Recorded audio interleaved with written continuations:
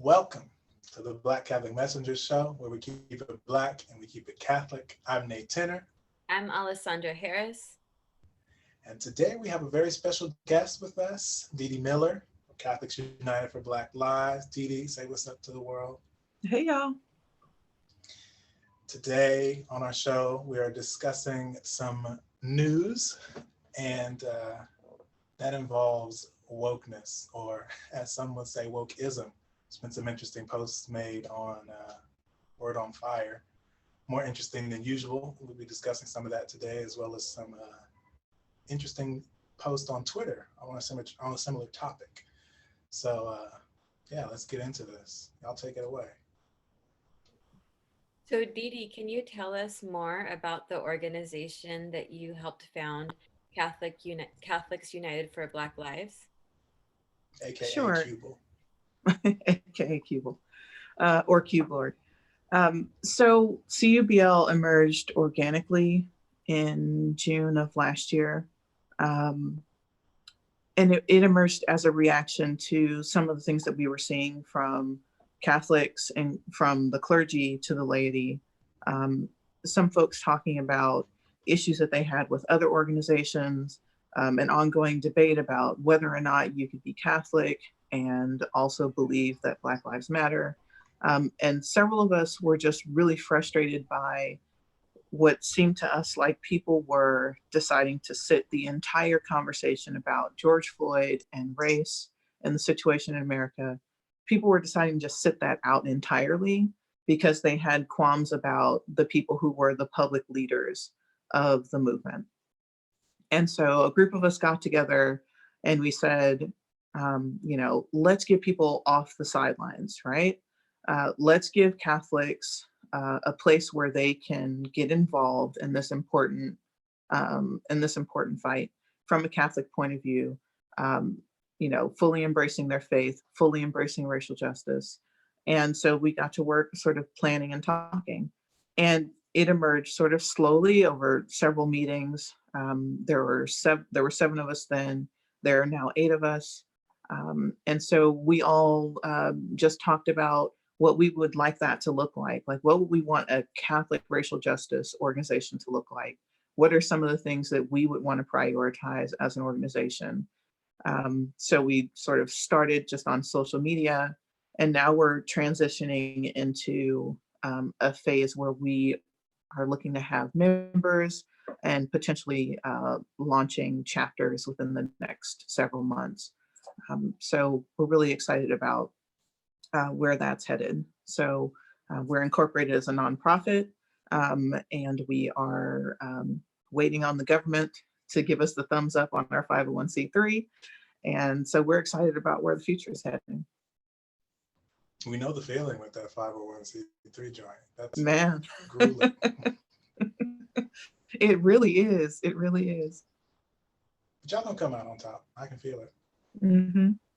And I've been really impressed. I know on Instagram, if you could give us the username, there's over 4,000 people who are following your content, and I've really enjoyed the Black history, the not just about racism, but about Black saints, the church, Catholic Church, a lot of really great stuff.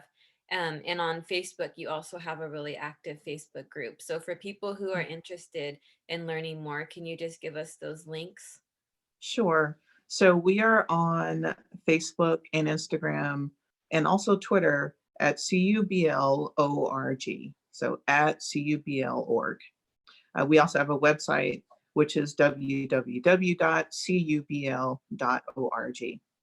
So you can follow us on all the socials. While we're on Twitter, we don't really have a significant Twitter presence. We are most active on Instagram and Facebook. Awesome. So Nate, the Lord will forgive you for not being active enough on Twitter. I promise. We plan to be active on Twitter, but I just want to, first of all, I want to say thank you, Alessandra, for what you said about our social media. And I personally want to thank Shannon, who is half of Plaid Skirts and Basic Black podcast. Yes. She coordinates most of our social media, and she has been absolutely killing it. We all work together, though, so we have sort of a division of labor thing going on. And we all assist, but Shannon is definitely leading the charge. So hats off to her. She's doing a fantastic job. She is doing a great job. Thank you, Mhm. Shannon. So Yeah, we Nate, love Shannon. do you want to kick us off with what we're going to be discussing today? Kind of frame the issues with the this whole discussion around wokeism. Yeah, so granted, wokeism is not a familiar term to me before this week, but the good Bishop Robert Barron, as Auxiliary Bishop of Los Angeles, posted on his Word on Fire blog, which I have once upon a time written in about wokeism. He was responding to a New York Times article that I'm not sure used the word wokeism, but talked about how American social science theories were coming into France and kind of speaking about it negatively. And then Bishop Barron responds saying, it's chickens coming home to roost because, woke social theories in America actually came from French philosophers back in the day. Philosophers whom I'm not particularly familiar with. I know their names, and I know people don't like them, but I can't give an extended critique on that. But it's interesting the way that he framed his discussion, because he talks about this past year's events, of course, but doesn't really get too specific about who exactly he's talking about. So it was very peculiar, and I know you all have some thoughts on that. Yeah, and Dede, if you could give us just kind of your perspective. I know you have a master's in history, and I'm not sure how much you know about these philosophers either, but if you could just kind of give us your impression on this whole wokeism debate that's happening right now. Yeah, I'm trained as a historian, not as a philosopher, and philosophers will tell you that that is a completely different thing.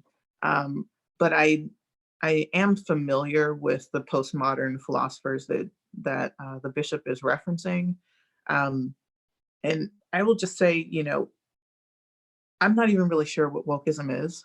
It's not clearly defined to me, and it seems like every other person you ask has a different definition for what it is. So I wish that the bishop hadn't used the phrase wokeism. My thing is, it seems to be this sort of nebulous term that is now being used as a way to sort of dehumanize and marginalize racial justice advocates. That's what it seems like to me. And so I wish that the bishop had said exactly what it was that he had an issue with, right? Instead of sort of defaulting to wokeism, um, is it critical race theory that he has an issue with? If it is, he should say so. Then we can actually have a real debate about what's going on. Is it anti-racism he has a problem with? If it is, then he should say so. And then we can really have an exchange back and forth. Just sort of defaulting to this nebulous term wokeism doesn't really help us advance any conversations or really get to the root of any problems. So it leaves us then to sort of guess at what it is that he really is critiquing. It seems to me like maybe he is referencing critical race theory. And if so, I don't know how much critical race theorists really default to the philosophers that he identifies. I've most often seen Derrida used as the reference point for critical race theory and used to sort of problematize the language that we use around race and identity. And so used actually to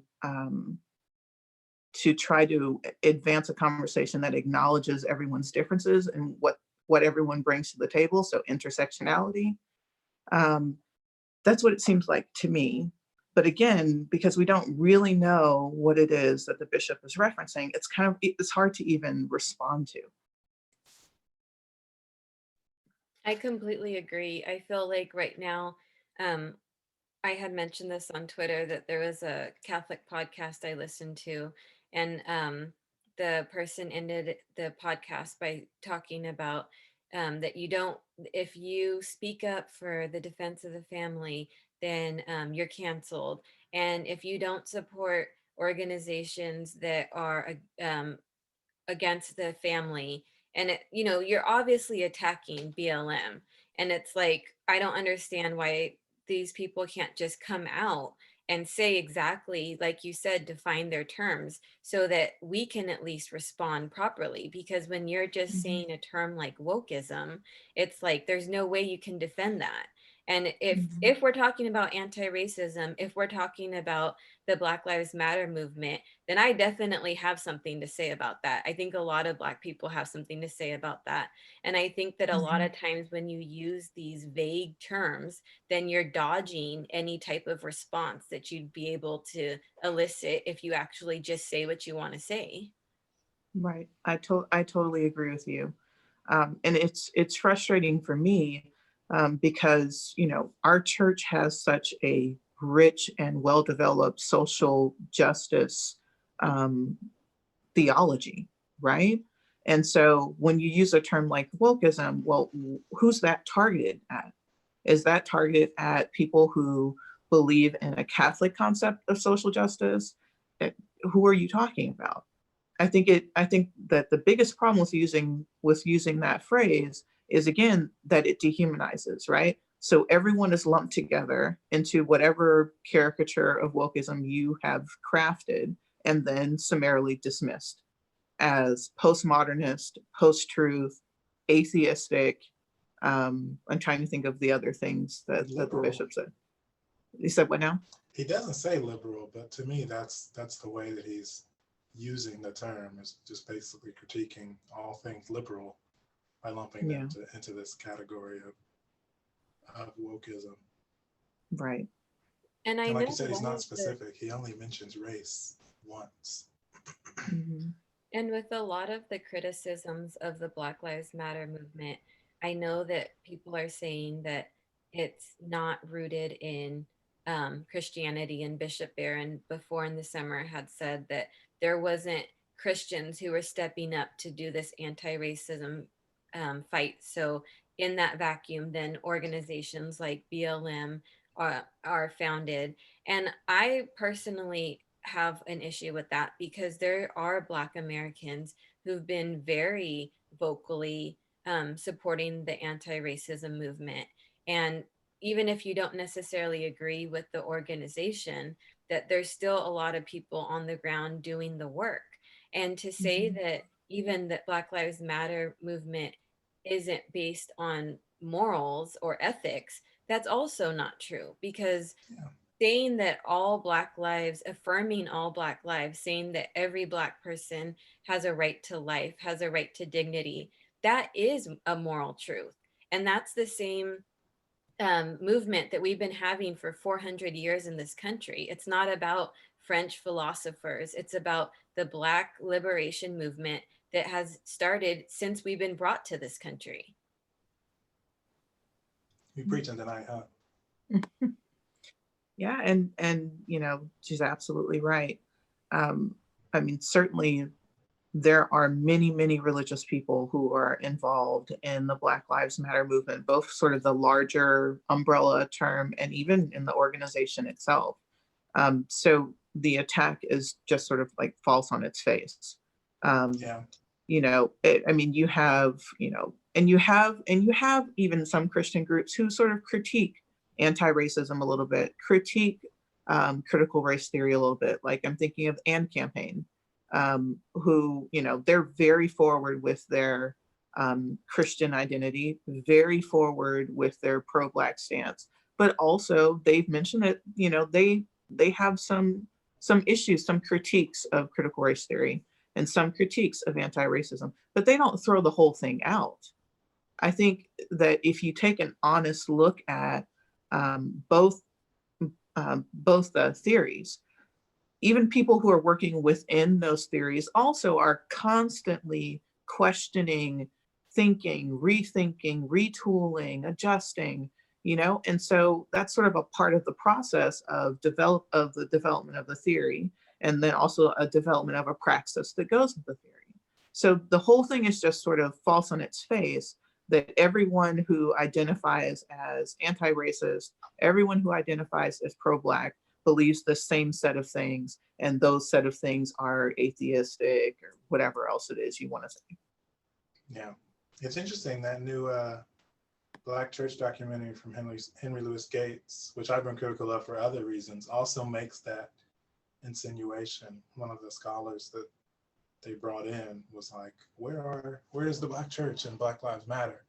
And then they showed a couple of video clips of, apparently non-Christian Black people marching. And I was just thinking to myself, like, I saw so many videos of Christians, ministers, bishops in the streets as soon as Black Lives Matter. Right. Well, I mean, not even Black Lives Matter, but just the most recent set of protests specifically.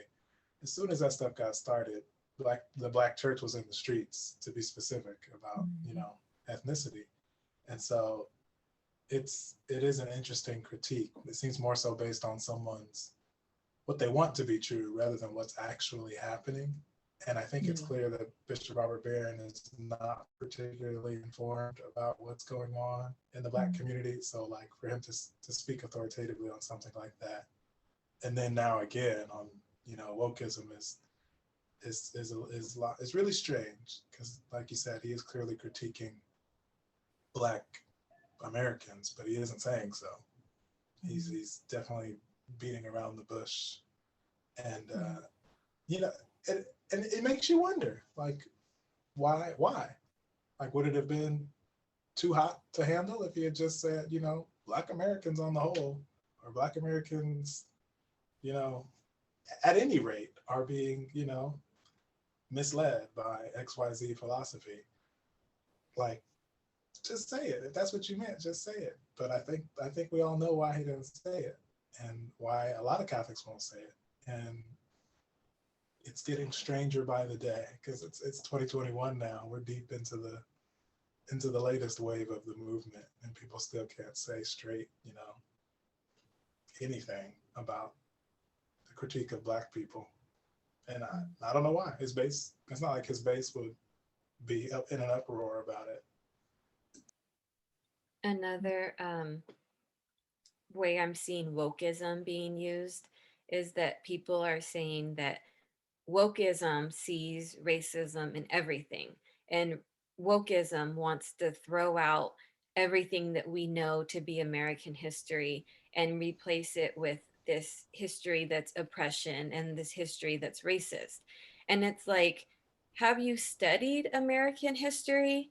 Because it's like the history textbooks that you're taught in grade school and high school, that's told from the white American point of view. And it's like, when you look at the history of America from a lens of people of color, from indigenous people who've had their land taken from them, from Africans who were enslaved on this land and continue to this day to experience systemic racism, it's like people don't want to see that history. They don't want to admit what has really happened to so many people. And it's like, when you say that, oh, that's just one lens to look at it, it's basically saying, I don't want to step into the shoes of people of color in this country and acknowledge what they've had to go through. I'd rather look at it from this, looking at our American ideals and looking at what America claims to be, instead of looking at the reality for so many of its citizens. Mm-hmm. Yeah, I mean, looking at it from a historical perspective, it's very easy to see just from a basic history perspective that many of our institutions emerged during a time where we were either actively enslaving African Americans or we were in the midst of Jim Crow, right? Many of our important institutions emerged in those times, right? The people who were designing the policies, the procedures, and the practices that would direct these institutions were also steeped in a culture that was permissive of racism at the very least, right? And full on racist at the very worst, right?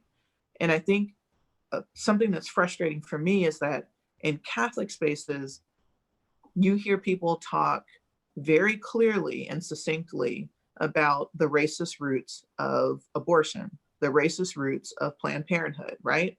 Have no problems talking about the founder of Planned Parenthood and how they believe that she was a part of the eugenics movement, right? and that her eugenicist policies have infiltrated Planned Parenthood.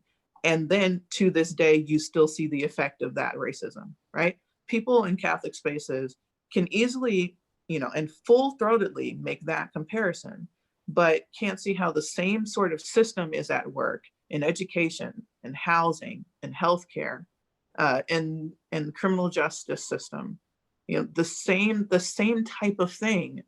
These are institutions that were developed during that cultural moment in America, and we can still see in those institutions the effect of having been developed during that time, right? Even as people have tried to make reforms, tried to root things out, you can still see the effects of it. And I think if we learned nothing else in the last year, we should be able to recognize that what people are talking about is a historical kind of racism that is very much still present today, very much still being participated in today, very much still being perpetuated today. That same argument that people make about Planned Parenthood and Margaret Sanger applies to various aspects of American society. So it's not about, wanting to see racism in everything without any data, or wanting to be emotional about it. It's about looking at the data and saying, we see the disparities here, right? We see that this is continuing even until today, and that demands a response. So what degree do you think that the reason for that double standard has to do with politics? Because it seems people are willing to say it when it's in alignment with their political views, but if it's on the other side of the aisle, that's what they don't want to talk about. Mm-hmm. I think folks have a blind spot. I mean, at the end of the day, we live in a country that has been permissive about racism and race issues for its entire existence, right? And so if you don't want to sort of do some work and some reading and some investigating to unpack your own relationship to that system, right, then it's going to be very difficult for you to see. What I've been encouraged by is that a lot of people who have decided to really dig in, right, even though it makes them uncomfortable, even though it's difficult, even though it's challenging, but have really decided to dig in, have emerged finally being able to recognize that there's a problem. It's not perfect, right? There's always more to learn. There's always more to research and explore, but I'm encouraged by the fact that those who do undertake that task come out of the other side of it better able to recognize what's going on in our country. And I will say this, I think also for a certain part of the population, especially in Catholic spaces, there's such a strong religious tie to abortion that I think that also makes it easier to see it then, right? Because we've been sort of, we're used to thinking of abortion in religious terms in Catholic spaces, right? Mm-hmm. And also in Protestant spaces as well. And even though the church teaches that racism is a sin, it's not as reflexive for people to think of racism in those same sort of religious terms and be able to better unpack it then. But if we think about racism in religious terms, think about the sinfulness of man, right? Think about the concupiscence that we carry, and think about its relationship to racism. I think that's also a portal into better understanding of race issues in America. Unfortunately, we do tend to talk about racism as if it is only a political issue, there is definitely a political dimension, but there's also very much so a religious dimension. And so I think as Catholics, it's important for us to draw that out as well, that what we're talking about is the fallenness of man. We're talking about how that presents itself in our society, right? And if we can see it with other institutions, and with other situations, I think we can also see it with racism. I think when you're talking about racism in terms of religion, looking at it in the terms of religion, the past summer when Gloria Purvis was very very actively calling out the demonic stronghold of racism in the United States. I think that that gave me a lens that I hadn't really thought of before, because it's like, it's not like you're saying, I don't think it's something that we can say it's a political issue.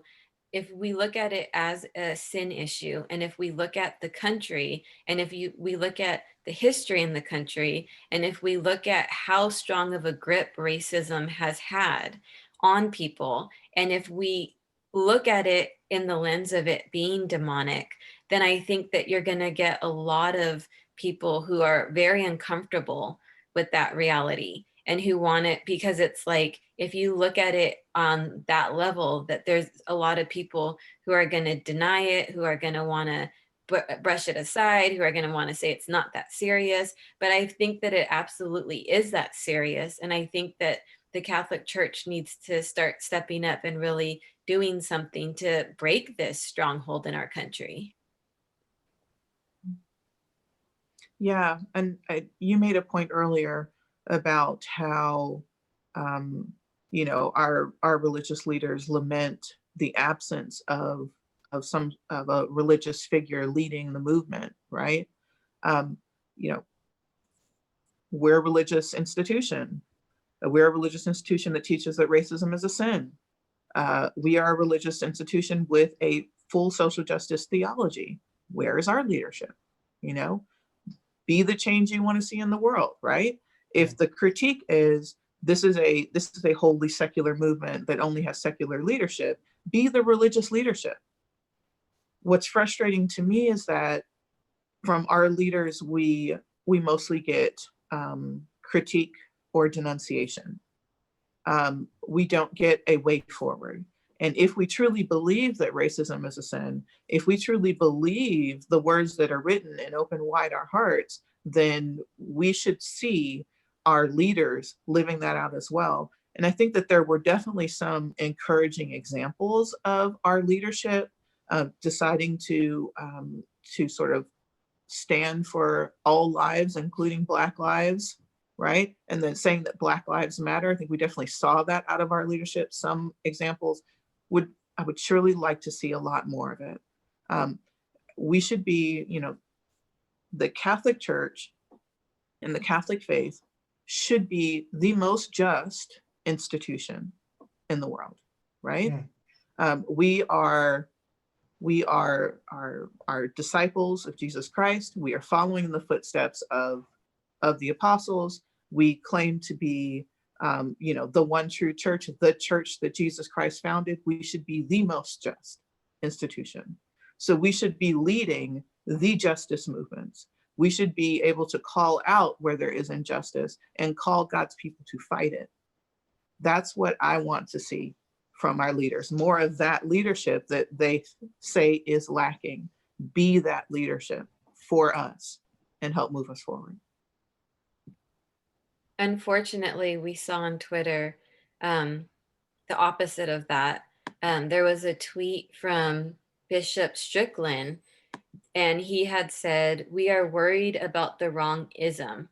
Racism is immoral and should be shunned, but the root of our problems is atheism. Let us repent of our sins and humbly return to God. If we do this, racism and every other ill that plagues our society will fall into dust. We must address this root." For context, this is the quote, "Biden is not a real Catholic," unquote, Bishop as well. So what do you think about that though, Nate? That if we just root out atheism, then every other ism, like racism, will just magically disappear? It's a nice thought. It's a pleasant thought that works well with a certain demographic. They love to hear that stuff. But no, the answer for me is no. Too much of the racism in American history has been perpetrated by faithful, quote unquote, Christians. And there's no way around that. Bishop Strickland knows that. Everybody reading that tweet knows that. And so it's clear that atheism and racism have what's the word? I hope this is the right word, tenuous relationship at best in American history. It's mostly about, people misusing Christianity. That's the issue.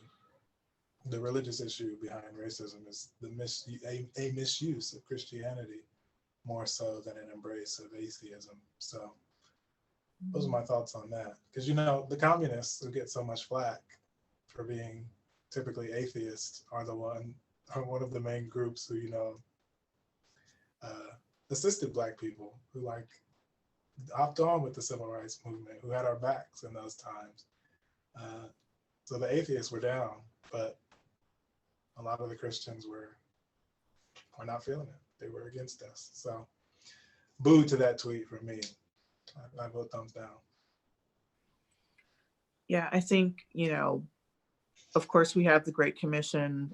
We're called to spread the gospel of Jesus Christ to all nations. So if you want to try to reach out to people who are atheists, that's totally fine with me. But that's not a reason to also not address racism. I mean, at the end of the day, the church is made up of sinners, right? Isn't that what Pope Francis says, right? That the church is a field hospital for sinners. So then it's logical to say that there's some reflection of the sin that's in the world that is also in the church, right? So it's convenient to say, oh, it's just the atheists, but also within the church, we also will see expressions of a lot of the ills that we have in the world, because again, at the end of the day, we are fallen, right? We have concupiscence. And because we are a fallen people, because we have concupiscence, we are going to sin. And racism is a sin. It's going to be in the church. If we could snap our fingers and suddenly every single person all across the world believed in God, we would still have sin. There would still be a line outside the confessional. So if you believe that atheism needs to be, stood against, if you believe that you need to reach out to atheists, by all means, but also deal with racism, because racism is killing us, quite literally killing us, as we saw last year. And it must be dealt with. It cannot be pushed aside. It cannot fall victim to whataboutism. It cannot fall victim to, well, yeah, that's terrible, but look at this other thing over here. We cannot do that. We can walk and chew gum at the same time. If we think that there are several spiritual issues to deal with, we can deal with all of them, right? And, it's not about, creating something that is fictitious. It's not about sort of making things up. It really and truly is about what we see manifesting in our society and what needs to be dealt with. The disparities in our institutions need to be dealt with. And if you believe that they need to be dealt with an eye towards God's justice, with an eye towards a Catholic understanding of what justice truly is, a Catholic understanding of what charity and what mercy actually are, with an understanding of Catholic social teaching, then I encourage you to get off those sidelines and engage with the issue from your Catholic perspective. Because we have within our faith all of the language necessary to stand against racism, all of it. We just have to be willing to say so and to do so. And when you're talking about our church, and when I think about an issue like abortion, I could never see a bishop saying, if we just get rid of atheism, then abortion's going to go away. Like, our church very actively talks about how we need to end abortion, and people go in the streets and march and protest and say that we want to end abortion, and we pray about it and we talk about it all the time. Racism is killing people, like you said. Why aren't we doing the same thing for racism? Mm-hmm. We wouldn't sweep abortion under the table. Why are we trying to sweep racism under the table? It's lethal. Right now, we have more people, Black men, especially Black men and women, incarcerated in our country. This is a human rights issue. The church needs to be at the forefront, really working on these type of issues, really having a come to Jesus moment where they're like, what does my faith tell me about these really important issues that we're facing right now as a country? What does my faith tell me that I Mm. need to do about it? Right. Blame the French Right. people, apparently. Yeah. Yeah. And I mean, like, do the needs assessment, right? Like, approach it from a Catholic perspective, right? From a Catholic perspective, justice is about giving your brother or sister what they are due, right? And so we have within our faith an understanding of what justice is and some idea of what people are due. Investigate it. Do a needs assessment. Are people receiving their due? If the answer is no, then I think that charity and mercy dictate not and not to leave out justice. Charity, justice, and mercy dictate that we do something about it. If the answer is no, if there is injustice in our society, we as Catholic Christians should be the first ones standing up in defense of our neighbor, standing up for equity of access to common goods and common benefits, right? That's directly from our faith, from the faith of our fathers, handed down to us. Yes, you may have some issues with some particular thing that some secular group is doing, but don't do it from a secular perspective, but stand for justice and stand against injustice. And Google Catholics United for Black Lives. Yes, and Google Catholics United for Black Lives. And I will say this, for those who are interested in attacking these issues from a Catholic perspective, we will be in the coming months launching an opportunity for chapters, an opportunity for memberships, so that you can engage with these issues from a Catholic perspective, engage with justice issues, do needs assessments at your local level, working through subsidiarity and solidarity to address the issues that we face. That is what we are all about. Catholics United for Black Lives exists to help Catholics use Catholic social teaching to improve the flourishing of Black lives in our society and in our church. That is our mission. And if you are interested in that, if you have been on the sidelines, you want to get off the sidelines, you want to work on this issue from a Catholic perspective, come and join us. And even if you aren't on the sidelines, come and join us. And Nate, Cupid's about to blow up. Nate, do you want to tell people where they can find Black Catholic Messenger? I don't think you said that in the beginning. No, probably not. Black Catholic Messenger, one word, on Facebook and on Instagram, and BLKCATH Stories on Twitter. And just search for us on YouTube, because we don't have enough followers to have a special little URL username yet. So subscribe to us on YouTube. That. Like and subscribe. That's what all the YouTubers say. So yeah, go do that. Okay, well, thank you so much, Dede, for joining us. I feel like I learned a lot, and I hope that people who are listening have learned a lot and take you up on that offer to find out more about Catholics United for Black Lives. And thank you so much for having me on the program so that we can talk about these issues, and so that we can hopefully be a part of the solution to the issues, as opposed to just being a part of the critique of the issues. Preach.